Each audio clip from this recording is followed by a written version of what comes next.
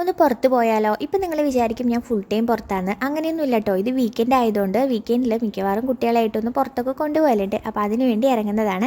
പിന്നെ ഞാൻ ഇട്ടിരിക്കുന്ന ഡ്രസ്സ് ഉണ്ടല്ലോ, ഇനി ഞാൻ ഓൺലൈനിൽ ഒരു ഓഫർ കണ്ടപ്പോൾ മേടിച്ചതാട്ടോ. പക്ഷേ എനിക്കിപ്പോൾ ഇത് പുറത്തേക്ക് ഇടാൻ വലിയ ഇഷ്ടമൊന്നുമില്ല. കാരണം ഞാൻ തന്നെ ഒരുപാട് വട്ടം കുറേ പേര് ഇതിൻ്റെ കളർ ചേഞ്ചും മറ്റും ഈ സെയിം കളറും ഇട്ട് കണ്ടിട്ടുണ്ട്. അപ്പോൾ എനിക്കിത് വീണ്ടും ഇടാനൊരു മടി പോലെയാണ്. നമ്മൾ ഈ സ്റ്റുഡിയോന്നൊക്കെ ഡ്രസ്സ് എടുത്ത് കഴിഞ്ഞാൽ കാണൂലേ, അതേപോലത്തെ സെയിം ഡ്രസ്സ് വീണ്ടും ആരുടെയെങ്കിലുമൊക്കെ കാണാം അതുപോലെ. അതുകൊണ്ട് ഞാനിന്ന് വലിയ ഇഷ്ടമൊന്നുമില്ലെങ്കിലും ഇന്നിട്ട് പോട്ടെ, സാരല്ല.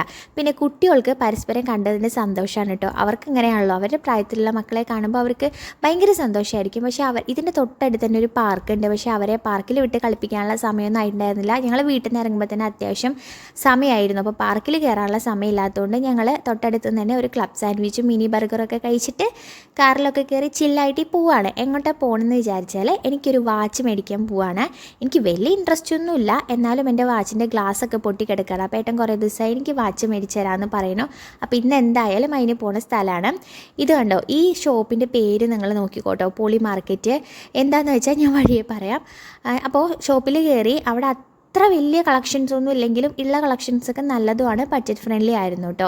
പിന്നെ ഈ സാധനങ്ങളൊക്കെ അറേഞ്ച് ചെയ്ത് വെച്ചിരിക്കുന്നതും നിങ്ങളൊന്ന് നോക്കി വെച്ചോ, അതും ഞാൻ വഴിയിൽ പറയാം കേട്ടോ.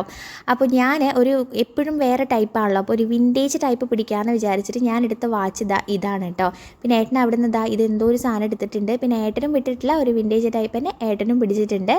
അപ്പോൾ ഞാൻ പറഞ്ഞ പ്രശ്നം ഉണ്ടല്ലോ, അത് ഇതാണ് കേട്ടോ. ഞങ്ങളുടെ 3 മക്കളിലേറ്റവും ചെറുത്ത് ഒരെണ്ണം ഉണ്ടായിരുന്നില്ലേ, അതിൻ്റെ കൈ തട്ടിയിട്ട് ഈ സാധനം വണ്ടിയാണ്, ഓഫ് റോഡ് വണ്ടിയാണ് കേട്ടോ, അത് താഴെ വീണ് ഡാമേജ് ആയി. ഇനിയിപ്പോൾ ഒരു നിവൃത്തിയില്ല, നമ്മളത് വാങ്ങിച്ചേ പറ്റൂ. 12,000 രൂപ വില വരുന്ന സാധനമായിരുന്നു.